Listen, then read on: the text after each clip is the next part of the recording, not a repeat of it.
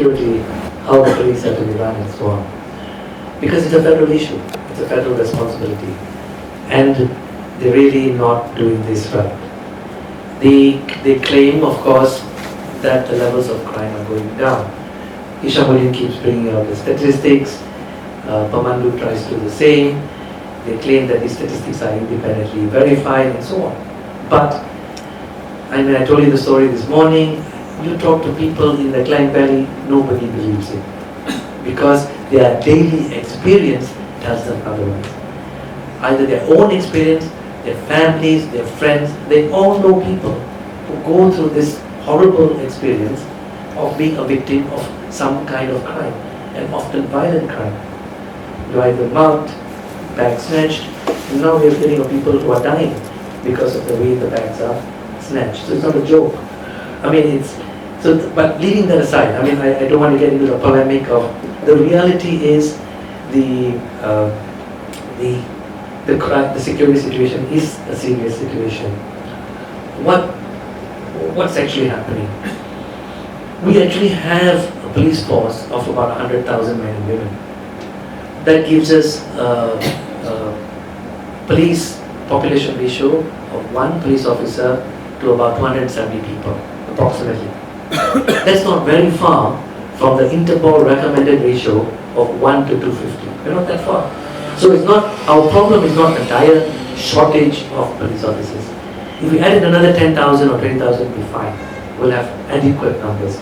The real problem is how we use those 100,000. The problem is, for example, 20,000-30,000 are special branch, who spend far more time following me and Charles around, to our charamas or to our meetings, tapping our phones. Yeah, tapping our phones, doing all sorts of totally unnecessary things. When those guys should be actually on the streets, especially plain clothes, of course, trying to combat crime, go after the gangs. Let's take one example: snatch thefts, grabbing bags. This is not isolated crime; it's organized. These are done by gangs, and it must be possible for a thinking professional police force to penetrate the gangs and stop it. The four men, the story I told this morning, driving on the car who grabbed the 87-year-old grandmother. And these stories are told all the time. The police force is now dysfunctional. It is not operating. Some people even go further by saying there are elements of the police force who are basically in league, who are in cahoots with the organized crime. It's over. Okay. Life is closing. Fine. So, some people make the cynical remark that the elements of the police force who are criminals in uniform, basically. Because people find it difficult to believe that gangs are operating pretty much openly now. I don't know how many of you live in PJ and heard about what happened the last couple of months in this restaurant called Grand City in Jalan Bukit. It's unbelievable. It's like straight out of a Tamil movie, except it's real. 8 guys, this is a restaurant in Jalan Bukit, and this is like in the evening about 10 p.m. 8 guys walked in with params and held up 25 to 30 customers in the restaurant. It's unthinkable that would happen in Petaling Jaya at any time before. Grand City, yes. We can see Charles shop, he didn't know. When we go regularly to Grand City, 25 to 30 men and women, customers, lost their jewelry, their watches, and their cash. We have 8 men with params. Can you imagine 8 men can walk around PJ with params and get away with it? And this is happening consistently, not styles, but break-ins into houses and so on. So to come back to the point, the average ratio of policemen to population in Petaling Jaya, take Kota Damansara for example in my constituency, is 1 policeman to about 3,000 people. In Puchong it's worse, it's 1 to 4,000. That's why the police force cannot function. Now whose responsibility is that? It's the Minister for Home Affairs, it's the government, it's the IGP. I don't blame the OCS of the Balai, because he's just got 60 men and women and he says I'm looking after 150,000 people in Kota Damansara.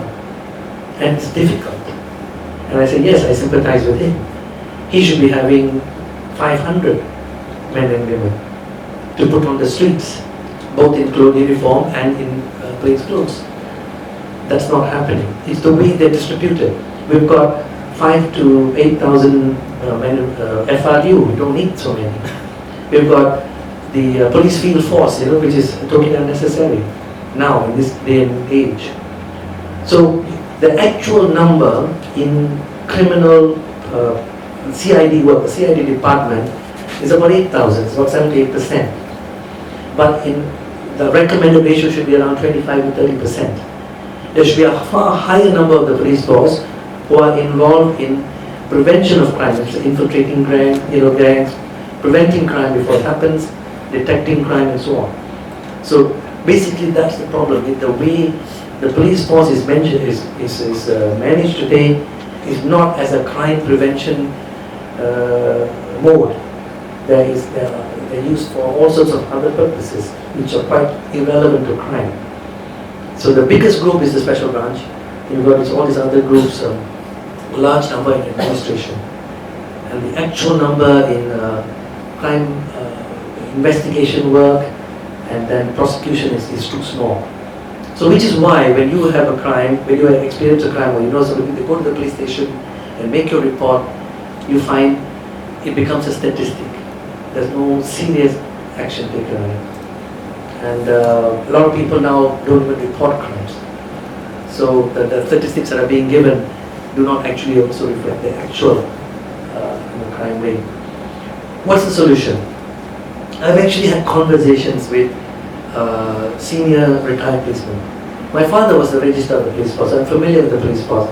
I have an elder brother who retired as OCPD of Klang before. That was in the late 90s. But I talk regularly to retired policemen to say, who are concerned about the police force, who say this is not the police force that we knew, our time. And I ask them, I say, can we ever rescue this situation, this terrible, the current situation? But they give me a positive answer. They say, yes, we can. It's a matter of professionalizing the police force again, putting people in charge who are not corrupt from the top, and sending that message down to the bottom that they're not going to tolerate corruption, and that's how it will work. I can give you a simple example. My brother related this example to me as OCPD. When he was sent from Bukit to Klang to take over the Klang police station, this was in the late 90s, he said he found these lockups overflowing, with detainees, and he said something was wrong. He called all his men and gave one briefing, and he said, I'm giving you 2 instructions today, and I want these instructions followed.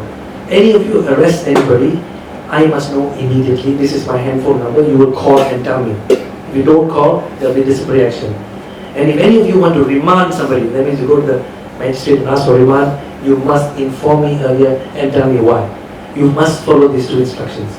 And within a matter of weeks, these lockups had half the number of detainees, because half the people were being arrested for no good reason. And because his officers had to justify to him why they were arresting somebody. So a simple instruction like that can have that kind of effectiveness. So in other words, it's a message that professionalism is needed, and discipline in the police force. And of course, a key thing, we need to make institutional change. We need an IPCMC. In other words, an independent body to whom you can go and complain about police misconduct. Today, who do you complain to? It's the police investigating themselves. It's not going to go anywhere. So that's a key element in reform of the police force. Plus, of course, other things. You need to improve their equipment. You need to improve their training. We need to upgrade the institution as such. They have plenty of money. The budget allocated under the Ministry of Home Affairs is huge. But how much of it is reaching the police? Whether it's being properly spent?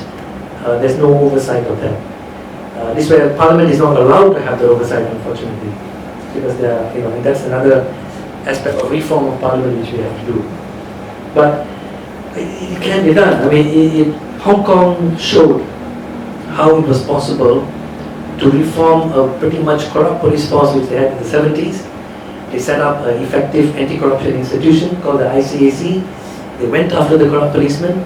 It took some time, but 10 years later, they were looking at a fairly professional, independent, relatively corrupt-free police force today. Today in Hong Kong, you would not dare to try to bribe a Hong Kong cop. You would go to jail. You know, so it's possible. And but these are the challenges that this is what we would have to do to deal with the crime problem. And I think some of those gangs will probably have to grab and make cops themselves, but tell them you have to be disciplined. But there's a social dimension. Can I also deal with that? Why are young men in gangs and committing crime? And a lot of them tend to be disproportionately Indian boys. Because they come out of school, they drop out, no education, no hope, no jobs. A gang boss walks up to them and says, "Come and help me work in my gang, 3,000 a month." They go for it. They're 17 years old. Next thing they do, they're trading drugs. I've seen this directly in my own constituency in Subang. The gangs are all over. I'm sure Klein in Charles has also seen this. And this is a reality. So some of the crime problem we're seeing is because there is a kind of like a lost generation out there who have been allowed to drop through the cracks, with no skills, no education, and we're forced into this. And we can't just look at crime prevention and tackling a solution. But this side, we also have to look at why young people are in crime at the same time. Most of the crime is being committed by locals.